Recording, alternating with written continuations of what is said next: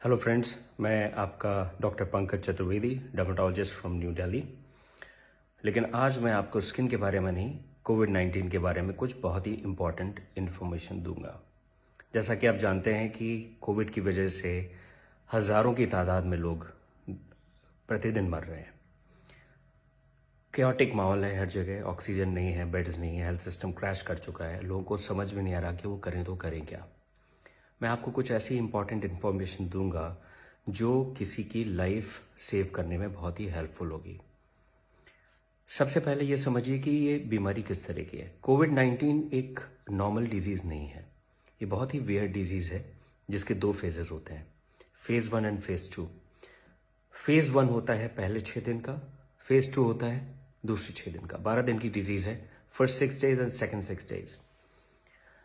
आपके लिए ये बहुत ही इम्पॉर्टेंट है जानना कि जो कोविड में मोर्टेलिटीज़ हैं, जो लोगों की डेथ्स हो रही हैं, लोग वेंटिलेटर पे जा रहे हैं और जिनको ऑक्सीजन की ज़रूरत पड़ रही है, वो फर्स्ट 6 डेज़ में नहीं पड़ती, वो सेकंड 6 डेज़ में पड़ती है। This Covid is dangerous in the second phase, not in the first one.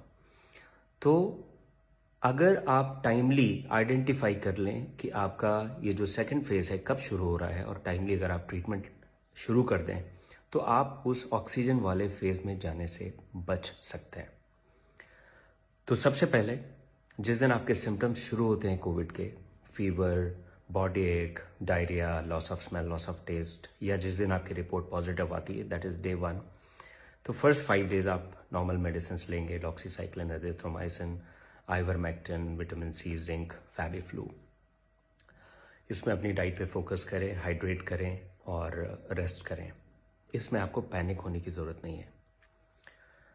आपको केयरफुल रहना है जिस दिन आपका 6th डे है और 7th डे है। 6th एंड 7th डे से आप केयरफुल हो जाएंगे और अगले 1 हफ्ते तक you will be very very careful, because इसी फेज में कॉम्प्लिकेशंस बिल्डअप होते हैं और इसी फेज में लोगों की डेथ्स होती है।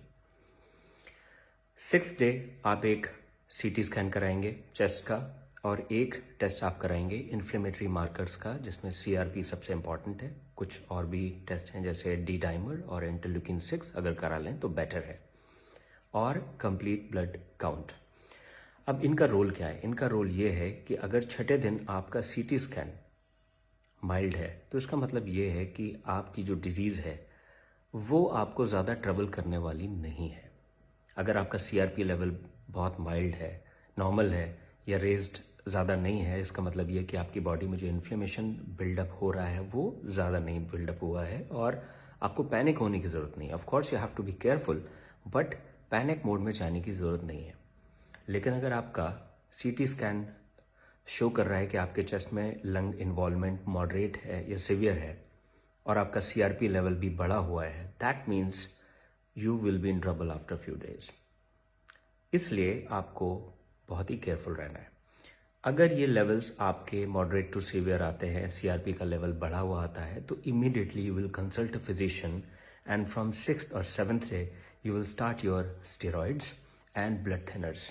ये 2 चीज़ें हैं जो पेशेंट की जान बचाती हैं अगर टाइमली आप स्टेरॉइड शुरू करें और टाइमली ब्लड थिनर शुरू करें। लेकिन इसका मतलब ये नहीं कि आप अपने आप को सेल्फ मेडिकेट करें, क्योंकि अगर स्टेरॉइड्स आपने फर्स्ट फेज में ले लिए, क्योंकि आजकल सोशल मीडिया पे और व्हाट्सएप यूनिवर्सिटी में बहुत सारे लोग ज्ञान देते हैं कि हाँ स्टेरॉइड्स बड़े यूज़फुल हैं, और जैसे ही पेशेंट्स की रिपोर्ट आती है डे 1 से वो स्टेरॉइड शुरू कर देते हैं। That is bad. अगर आपने स्टेरॉइड्स फर्स्ट फेज में लिए, they will be dangerous for you, because उस वक्त वायरस रेप्लिकेट कर रहा होता है और उस वक्त अगर आप स्टेरॉइड्स ले लें फर्स्ट 5 to 6 डेज में, दे विल बी हार्मफुल। तो जो भी मेडिकेशंस लेने हैं वो अपने फिजिशियन और अपने डॉक्टर की एडवाइस पे ही लेने हैं। तो 6th और 7th day are very crucial. अगर टाइमली आपने ब्लड थिनर्स एंड स्टेरॉइड्स शुरू कर दिए, आपके प्रॉब्लम में आने के चांसेस काफ़ी हद तक कम हो जाएंगे। अब मेजर इशू क्या है? हमारा कॉमन टिपिकल इंडियन माइंडसेट कि जैसे ही हमारा 5वें दिन फीवर कम होता है हमें लगता है वी आर फाइन, हम ठीक हो गए। शुरुआत के 5 दिनों में हम हर 3 घंटे में अपना ऑक्सीजन लेवल चेक करते हैं, लेकिन 5th डे जब हमारा फीवर नॉर्मल हो जाता है, we throw away our oximeter, हमें ध्यान नहीं रहता कहाँ रखा हुआ है, and we forget to measure any kind of oxygen saturation, right? Of course fever comes down, 5th, 6th, 7th day कुछ नहीं होता, 8th डे भी कुछ नहीं होता, 9th day suddenly person starts feeling shortness of breath, weakness, कई लोग फेंट हो जाते हैं, कई लोग ब्लू पड़ने शुरू हो जाते हैं, क्योंकि that is the time when the oxygen dips suddenly. Covid में एक मेजर इशू है हैप्पी हाइपोक्सिया। दैट मीन्स जब तक ऑक्सीजन सैचुरेशन 80-85 तक नहीं चला जाता, पेशेंट को फील ही नहीं होता, वो नॉर्मल रहता है। He starts doing his daily routine activities, उसको लगता है मैं तो ठीक हूँ।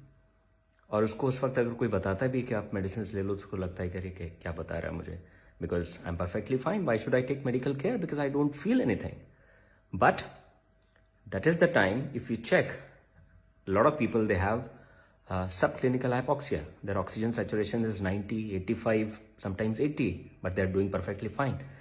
But that is the time when we have to be very very careful and the person needs medicine, because उसके बाद का जो फेज है जिसमें ऑक्सीजन सैचुरेशन और डाउन जाता है, there is sudden deterioration of the patient. उसके बाद ऑक्सीजन की ज़रूरत पड़ती है, देन यू स्टार्ट पैनिकिंग कि ऑक्सीजन सिलेंडर मुझे चाहिए, मुझे ऑक्सीजन चाहिए। We know that we are having short supply of oxygen, oxygen demand बढ़ी है। Overnight we can't produce 20 times 50 times more oxygen. No country can. So after 6th day you will check your oxygen saturation every 2 hours. हर 2 घंटे पे आप अपना oxygen saturation check करेंगे। कैसे check करेंगे? Right hand, या अगर आप लेफ्ट हैंडेड पर्सन है तो आपका लेफ्ट हैंड, उसकी मिडिल फिंगर, और वो भी तब जब ये मूव ना कर रही हो। तो इसको आप स्टेबल पोजीशन में रखेंगे, ऑक्सीमीटर लगाएंगे और कोशिश करेंगे कि इसमें कोई मूवमेंट ना हो। उस वक्त आप अपना ऑक्सीजन सैचुरेशन चेक करेंगे। उसके बाद आप वॉकिंग पोजीशन में भी अपना सैचुरेशन चेक करेंगे, जिसको बोलते हैं 6 minutes वॉक टेस्ट। आप ऑक्सीमीटर लगाएंगे, 6 minutes के लिए वॉक करेंगे और उसके बाद देखेंगे कि आपका ऑक्सीजन सैचुरेशन कितना है। इट शुड नॉट फॉल 5% और मोर देन दैट। अगर आपका ऑक्सीजन सैचुरेशन वॉक करने के बाद 5% डाउन जा रहा है, that means your lungs are affected and you have to be extremely careful and seek medical attention. अगर आपका बैठे हुए ऑक्सीजन सैचुरेशन 90 आ रहा है, लेकिन आप वॉक कर रहे हैं उसके बाद वो 85 हो जाता है, that means your lungs are affected. तो इस चीज़ का भी आपको बहुत ध्यान रखना है। So we have to avoid that situation. हमें उस कंडीशन में पहुंचना ही नहीं कि हमें ऑक्सीजन की जरूरत पड़े, बिकॉज जब आप उस स्टेज में पहुंच जाते हैं तो ऑलरेडी डैमेज हो चुका होता है। काफी हद तक रिकवर होने के चांसेस 50-50 होते हैं। आप बच भी सकते हैं, आप नहीं भी बच सकते हैं। तो आपको उस स्टेज में पहुंचना नहीं है। You have to prevent that situation and you can only prevent by identifying the timeline of COVID and taking proper measures right from day 6 or day 7, right? If you'll do that, most probably you will sail through, most probably आप बच जाएंगे और अपने आसपास जो भी आपके रिश्तेदार हैं, जो भी आपके फ्रेंड्स हैं, फैमिली मेम्बर्स हैं, उनको भी आप बचाने में हेल्प करेंगे। फ्रेंड्स, ये जो वक्त है, ये जो समय है, वो है एक दूसरे की हेल्प करने का। मैं एक डर्मेटोलॉजिस्ट हूँ, but still I am making this video so that I can make you aware. Most of the people who are suffering right now, they are suffering because they couldn't take timely measures, क्योंकि उनको पता नहीं था कि problem 6th-7th day से शुरू होती है। They thought that 4 or 5 days fever was there and after that they became perfectly fine. 5वें दिन फीवर चला गया, मैं तो ठीक हो गया। Because of this they don't know. Please educate them, okay? And do not ignore your symptoms. Consult a physician, online consultation कर सकते हैं। स्टैंडर्ड गाइडलाइंस हैं कोविड केयर के, एंड पैनिक में ना रहें। अगर इन चीज़ों को आप फॉलो करेंगे, most of you will be fine. Take my words. Thank you.